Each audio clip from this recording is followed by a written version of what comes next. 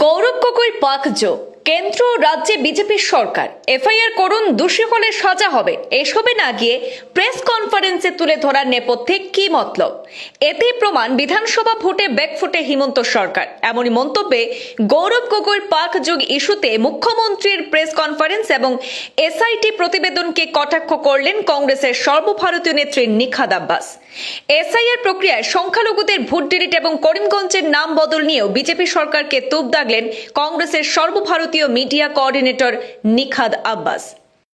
জেলার নাম বদলে কি উন্নয়ন হয়েছে প্রশ্ন তুলে বলেন, উন্নয়ন বঞ্চিত করিমগঞ্জের নাম বদলে সাধারণ মানুষের কি উপকার হয়েছে?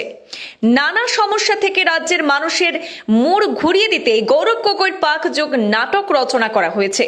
গৌরব গগৈ দোষী হলে তাকে আইনের কাঠগড়ায় তুলতে না পারাটা কি সরকারের ব্যর্থতা নয়? ভোট ডিলিট ইস্যুতে তিনি বলেন, উন্নয়নে করিমগঞ্জবাসী যদি তুষ্ট, তাহলে সংখ্যালঘুদের ভোট ডিলিট করে ভোটে জেতার ধান্দা কেন করতে হচ্ছে বিজেপিকে? ভোট ডিলিট, পাক যুগ সহ সমস্ত ইস্যুতে রাজ্যে ক্ষমতাসীন হিমন্ত সরকারকে নিশানা করেছেন নিখাদ আব্বাস। আজ রবিবার শ্রীভূমি সফরে এসে করিমগঞ্জ জেলা কংগ্রেস কার্যালয়ে এক সাংবাদিক বৈঠকে জেলার একাধিক জ্বলন্ত সমস্যা তুলে ধরেন নিখাদ আব্বাস। তিনি অভিযোগ করেন, দীর্ঘদিন ধরে শ্রীভূমি জেলার সাধারণ মানুষ নানা সমস্যার সঙ্গে লড়াই করে চললেও প্রশাসন এবং সরকার সেই সমস্যাগুলির স্থায়ী সমাধানে সম্পূর্ণ ব্যর্থ হয়েছে। তিনি দাবি করেন, শ্রীভূমি জেলার মানুষ আজ ন্যূনতম সুযোগ সুবিধা থেকেও বঞ্চিত। শিক্ষা, স্বাস্থ্য, যোগাযোগ ব্যবস্থা থেকে শুরু করে কর্মসংস্থানের অভাব, সব ক্ষেত্রেই চরম অব্যবস্থা চলছে। অথচ সরকার উন্নয়নের ঢাক পেটাতেই ব্যস্ত। সরকার যদি এতটাই সুবিধায়, তাহলে যারা ক্ষমতায় নেই তাদের দোষ খুঁজতে লেগেছেন কেন? তার মতে এতেই স্পষ্ট সরকার আসন্ন ভোটে মোটেই সুবিধায় নেই। এদিনের সংবাদ বৈঠকে জেলা কংগ্রেস সভাপতি তাপস পুরকায়স্থ, জেলা কমিটির মিডিয়া সেলের ইনচার্জ শাহাদাত হোসেন চৌধুরী সহ বেশ কয়েকজন কর্মকর্তা উপস্থিত ছিলেন। अभी थोड़ी देर पहले की जैसे आपने कहा भी कि असम के मुख्यमंत्री हैं हेमंत बिस्वा, देश के प्रधानमंत्री हैं नरेंद्र मोदी। डबल इंजन की सरकार की तो छाती पीटते हैं, लेकिन जब डबल इंजन की सरकार है उसके बावजूद भी बेचारे इतने हताश हैं, इतने हाथ पैर उनके कटे हुए हैं कि उनको इतना बड़ा मुद्दा भी आके प्रेस वार्ता करना पड़ रहा है।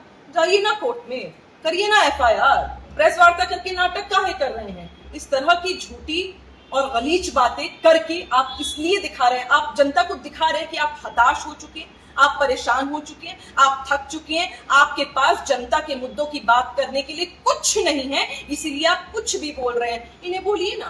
ये बोलते हैं, देश के प्रधानमंत्री नरेंद्र मोदी जी बोलते हैं कि हम संसद में महिलाएं हमारे ऊपर हमला करना चाह रही थी, आपको संसद में आने से डर लग रहा है। अब हम कह देते हैं आपको संसद में आने से डर लग रहा है तो जाइए पाकिस्तान, जैसे आप कह देते हैं कि जाइए पाकिस्तान अगर आप कुछ नहीं कर सकते तो। हम कहते हैं देश के प्रधानमंत्री नरेंद्र मोदी को और हेमंत बिस्वा को, जाइए पाकिस्तान, जो एविडेंसेस है लाइए, एफआईआर करिए, कोर्ट में जाइए। ये प्रेस वार्ता करके अपने आप को हताश दिखा के जनता को हादसे का विषय मत बनाइए। किस प्रकार कोलैप्स हो चुका है, अब एक छोटा सा एग्जाम्पल लेते हैं। मानिए मेरी बहन यहाँ बैठी है, मैं यहाँ बैठी हूँ, मेरे भाई बंधु बैठे हैं, आपके परिवार में कोई बुजुर्ग हो सकता है, कोई छोटा बच्चा हो सकता है, कोई गर्भवती महिला हो सकती है। अगर रात बेरात उनको जरूरत पड़ जाए, भगवान ना करे किसी को इमरजेंसी पड़ जाए, तो करीमगंज में तो कोई मेडिकल फैसिलिटीज है नहीं। करीमगंज से अगर रेफर किया जाता है तो सिलचर में ही एक अस्पताल है, 60 से 70 किलोमीटर की दूरी पे यहाँ से पड़ेगा। एयरपोर्ट जाएंगे तो 80 किलोमीटर की दूरी पे पड़ेगा।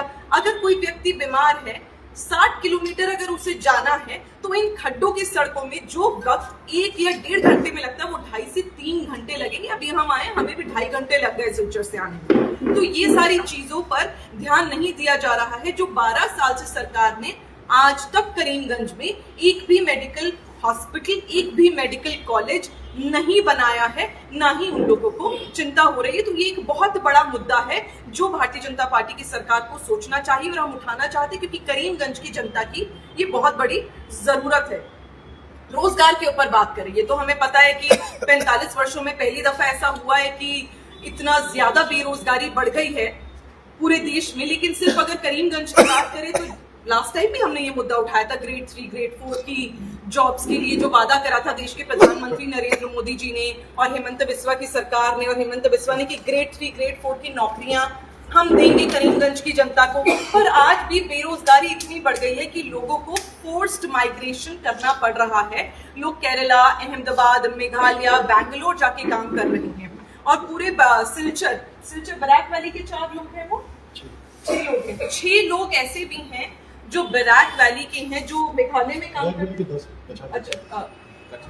कचर से बराक वैली से 10 लोग जो इलीगल माइनिंग में फोर्सली उनको काम करना पड़ा, क्योंकि खाने को पैसा नहीं है, रहने को घर नहीं है, माता पिता का पालन पोषण, बच्चों का पालन पोषण, परिवार का पालन पोषण बेचारे नहीं कर सकते, मजबूरी में माइग्रेट होते हैं, माइग्रेट करके मेघालय जाते हैं। मेघालय में उन बेचारों को इलीगल माइनिंग में काम करना पड़ता है, जिसकी वजह से हमारे बराक वैली के लोग अपनी जान तक गंवा चुके हैं। लेकिन देश के प्रधानमंत्री नरेंद्र मोदी और हेमंत बिस्वा की सरकार और हेमंत बिस्वा मुंह में दही जमा कर बैठे हैं और सिर्फ मियाँ भाई की राजनीति कर रहे हैं, सिंदूर की राजनीति कर रहे हैं, बजरंग बली और अली की राजनीति कर रहे हैं। इस घटिया राजनीति से इनको बाहर आने की जरूरत है और जनता के जो एक्चुअली मुद्दे हैं उन पर चर्चा करने की जरूरत है। आज एजुकेशन को अगर हम देखें करीमगंज में, तो एक यूनिवर्सिटी, सिर्फ एक यूनिवर्सिटी तक भारतीय जनता पार्टी की सरकार ने नहीं बनाई। पिछले 12 साल में हम आपके माध्यम से पूछना चाहते हैं कि आपके घर में भी बच्चे होंगे, हमारे जो भाई बहन करीमगंज में रहते हैं उनके भी घर में बच्चे होंगे, उनको पढ़ने के लिए गुवाहाटी क्यों जाना है? क्या करीमगंज इस लायक नहीं है कि करीमगंज में एक यूनिवर्सिटी बन सकती है? क्या करीमगंज इस लायक नहीं है कि यहाँ के बच्चे भी अपने माता पिता के घर में रहकर हॉस्टल में ना जाके यहीं पढ़ लें?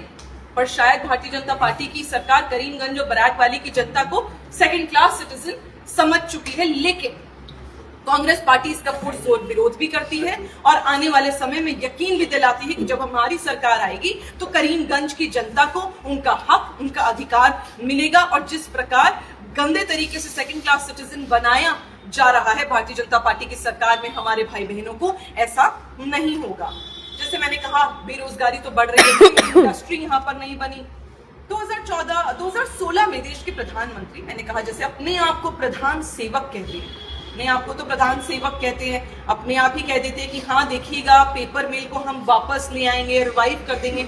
लेकिन ना ही पेपर मिल को रिवाइव किया और ना ही उस पर कुछ कार्य, बल्कि उसकी भी प्राइवेटाइजेशन कर दी है। जैसे देश में मोनोपोली, डुओपोली, मोडानी, अडानी, अंबानी के साथ सारे काम कर रहे हैं, वही काम यहाँ पर करीमगंज में भी हो रहा है। सिर्फ मोनोपोली, प्राइवेटाइजेशन और डुओपोली हो रही है। अगर हम एम्प्लॉयमेंट की बात करें तो जो पेपर मिल है उससे बंद होने की वजह से अनएम्प्लॉयमेंट इतना ज्यादा बढ़ गया है, टी बगान के जो लोग हैं उनको भी माइग्रेट करना पड़ रहा है, काम नहीं है। डेली वेजेस हमारे करीमगंज के लोगों की अगर हम बात करें, अपर असम, लोअर असम में तो डेली वेजेस मिलता है 300 रुपए प्रतिदिन।